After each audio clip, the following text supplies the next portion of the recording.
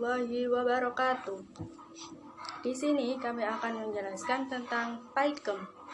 Apa itu singkatan dari PAIKEM? Jadi singkatan dari PAIKEM ini yaitu pembelajaran yang aktif, inovatif, kreatif, efektif, dan menyenangkan.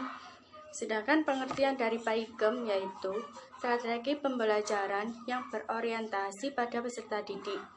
Dalam penerapan strategi pembelajaran ini, guru berperan hanya sebagai fasilitator, yaitu memfasilitasi peserta didik. Sedangkan pengetahuan yang diperoleh dari peserta didik itu berasal dari pengalamannya sendiri, bukan ditransfer pengetahuannya dari guru. Nah, strategi PAIKEM mengupayakan pembelajaran yang aktif, yakni pembelajaran yang mengoptimalkan proses pembelajaran. Yang pertama, saya akan menjelaskan tentang pembelajaran aktif.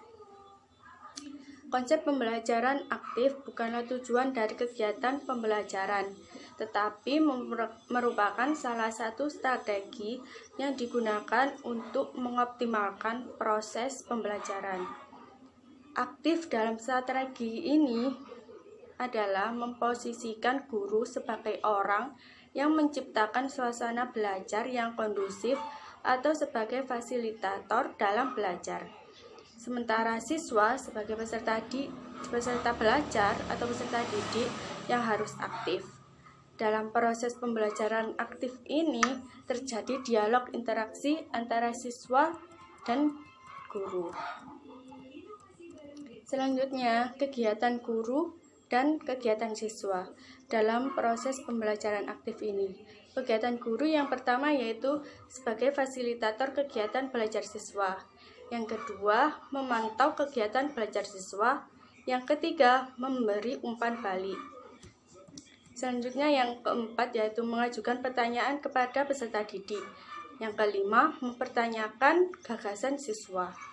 Sedangkan kegiatan yang dilakukan oleh peserta didik dalam pembelajaran aktif ini, yang pertama yaitu bertanya, yang kedua mengemukakan gagasan, yang ketiga mempertanyakan gagasan orang lain.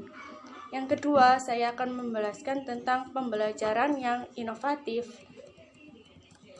Jadi, pembelajaran inovatif ini adalah suatu proses pembelajaran yang dirancang sedemikian rupa sehingga berbeda dengan pembelajaran pada umumnya yang dilakukan oleh guru. Pembelajaran inovatif ini lebih mengarah kepada siswa. Jadi, pembelajaran inovatif juga merupakan pembelajaran yang mendorong aktivitas belajar. Maksud inovatif di sini adalah dalam kegiatan pembelajaran itu terjadi hal-hal yang baru, bukan saja oleh guru sebagai fasilitator, tetapi juga oleh siswa yang sedang belajar. Dalam pembelajaran yang inovatif ini, guru tidak hanya tergantung pada materi pembelajaran. Selanjutnya yaitu kegiatan guru dan kegiatan siswa dalam pembelajaran inovatif. Kegiatan guru yang pertama yaitu membuat alat bantu belajar sederhana. Yang kedua, memilih media pembelajaran yang sesuai dengan materi pembelajaran peserta didik. Sedangkan kegiatan siswa yang pertama, merancang atau membuat sesuatu. Yang kedua, menulis, merangkum, atau membuat soal sendiri. Selanjutnya akan dijelaskan oleh teman saya. Di sini saya akan menjelaskan tentang yang pertama, pembelajaran kreatif, yang kedua pembelajaran efektif, dan yang ketiga pembelajaran menyenangkan. Yang pertama, pembelajaran kreatif. Pembelajaran kreatif ini adalah suatu proses pembelajaran yang mengharuskan guru untuk dapat memotivasi dan memunculkan kreativitas siswa selama pembelajaran ini berlangsung. Dengan menggunakan beberapa metode dan strategi yang bervariasi, misalnya seperti kerja kelompok, bermain peran, dan pemecahan masalah. Pembelajaran kreatif ini menurut guru itu untuk merangsang kreativitas siswa, baik dalam mengembangkan kecakapan berpikir maupun dalam melakukan suatu tindakan. Yang kedua, pembelajaran efektif. Pembelajaran efektif adalah suatu proses pembelajaran yang memberikan pengalaman baru kepada siswa untuk membentuk kompetensi siswa serta mengantarkan mereka ke tujuan yang ingin dicapai secara optimal. Hal ini dapat dicapai dengan melibatkan serta mendidik mereka dalam perencanaan, pelaksanaan, dan penilaian pembelajaran. Siswa ini harus didorong untuk menafsirkan informasi yang disajikan oleh guru sampai informasi ini dapat diterima oleh siswa kembali. Yang ketiga yaitu pembelajaran menyenangkan. Pembelajaran menyenangkan ini adalah suatu proses pembelajaran yang di dalamnya terdapat suatu kohesi yang kuat antara guru dan siswa, tanpa ada perasaan terpaksa ataupun tertekan. Guru memposisikan diri sebagai mitra belajar siswa.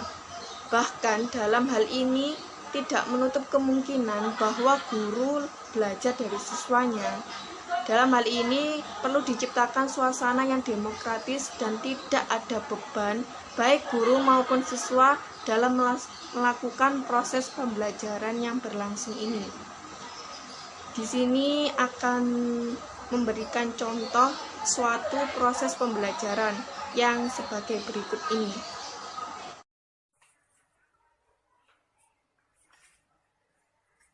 Baik anak-anak, guru, salam dulu ya. Assalamualaikum warahmatullahi wabarakatuh. Anak-anak, apa kabar kalian pada pagi hari ini? Alhamdulillah, sehat, senyum ceria, semangat, luar biasa, Allahu Akbar, yes, oke, pinter. Ayo sebelum kita berdoa, mari kita mengulang pelajaran yang kemarin. Bersama Ibu Guru kemarin mengajarkan tepuk Al-Quran. Oke, sekarang kita gunakan ya. 1, 2, 3. Mana pecinta Quran? Saya pecinta Quran. Mana anak yang pintar? Saya anak yang pintar. Di mana? Di sini. Di mana? Di sini. Siapa? Saya. Allahu Akbar. Pinter.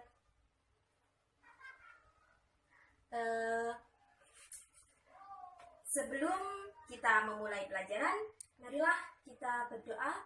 Berdoanya di dalam hati ya. Sikap berdoa.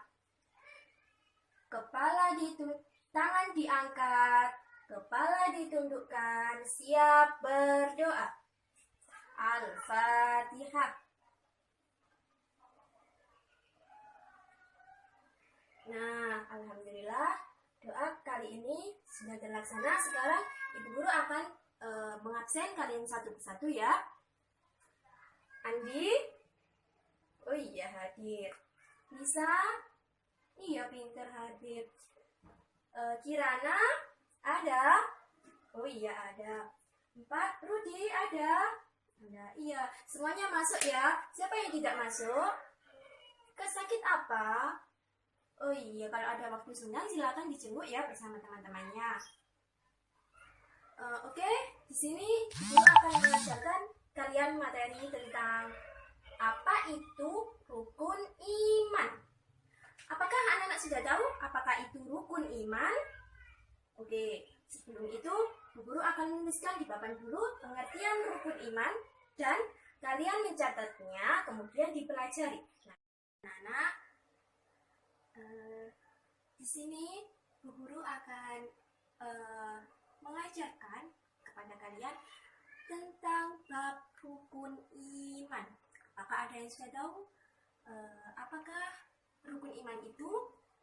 Oke, di sini Bu Guru sudah menuliskan apa itu rukun iman, macam-macam rukun iman, dan serta lagunya untuk menghafal kalian dalam menghafalkan rukun iman.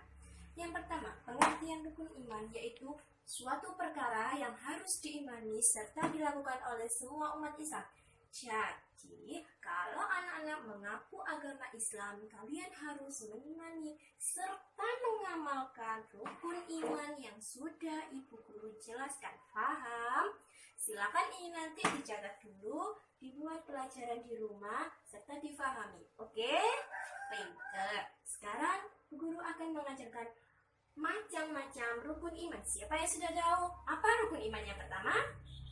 Iya, iman kepada Allah. Yang kedua, siapa yang tahu? Iman kepada malaikat. Yang ketiga, iman kepada kitab. Yang keempat, iman kepada, itu bisa dibaca di situ, iman kepada roh. Yang kelima, iman kepada hari akhir. Dan yang keenam, yang terakhir, iman kepada qadha dan qadar. Iya, ini pengertian rukun iman serta macam-macam rukun iman, nanti ditulis ya. Sekarang Bu Guru akan mengajarkan kepada kalian lagu untuk mudah menghafal dalam menghafalkan rukun iman ya. Ini nanti Bu Guru akan menyanyikan terlebih dahulu, setelah itu nanti anak-anak pelajari di rumah ya, serta dihafalkan. Dengarkan Bu Guru dulu ya. Rukun iman, ku percaya ada 6. Pertama pada Allah, kedua pada malaikat, ketiga kitab-kitab, keempat pada Rasul, kelima hari akhir, 6 qadha dan qadar. Nah, siapa yang bisa? Oh iya, belum bisa ya, soalnya masih diajarkan satu kali ya. Satu kali lagi ya, Bu Guru akan menyanyikan satu kali lagi. Rukun iman, ku percaya ada 6. Pertama pada Allah, kedua malaikat, ketiga kitab-kitab, keempat pada Rasul, kelima hari akhir, 6 qadha dan qadar. Iya, siapa yang bisa? Silakan maju. Oh, nggak ada yang berani. Kenapa? Oh, sekarang kalau anak-anak sudah menulis semuanya, silakan bukunya dikemas, barang-barangnya dikemas, dimasukkan di dalam tas, kita persiapan untuk pulang. Nah, anak-anak sebelum pulang, marilah kita berdoa terlebih dahulu ya. Berdoa membaca doa kafaratul majlis. Abada, subhanaka Allahumma wa bihamdika, asyhadu an la ilaha illa anta, astaghfiruka wa atubu ilaik. Bu Guru selalu berpesan, setiap hari harus masuk ya, jangan ada yang bolos. Bu Guru akhiri, wassalamualaikum warahmatullahi wabarakatuh.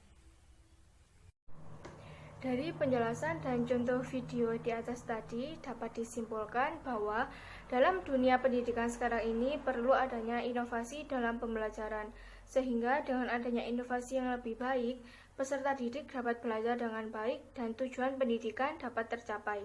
Oleh karena itu, seorang pendidik harus mengetahui konsep dari belajar dan pembelajaran yang baik, sehingga dalam proses belajar, siswa dapat mengembangkan potensinya dengan baik.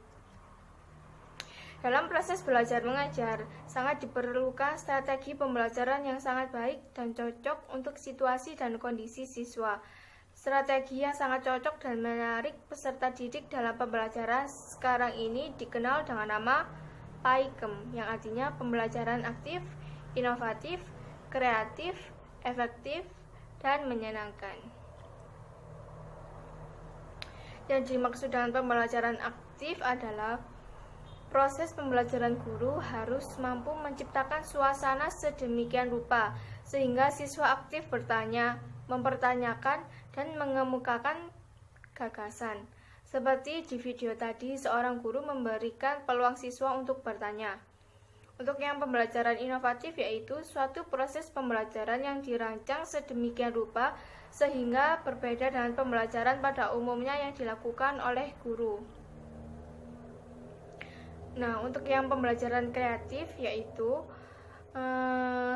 Suatu pembelajaran yang bertujuan untuk mengembangkan kemampuan berpikir siswa melalui penemuan-penemuan gagasan baru.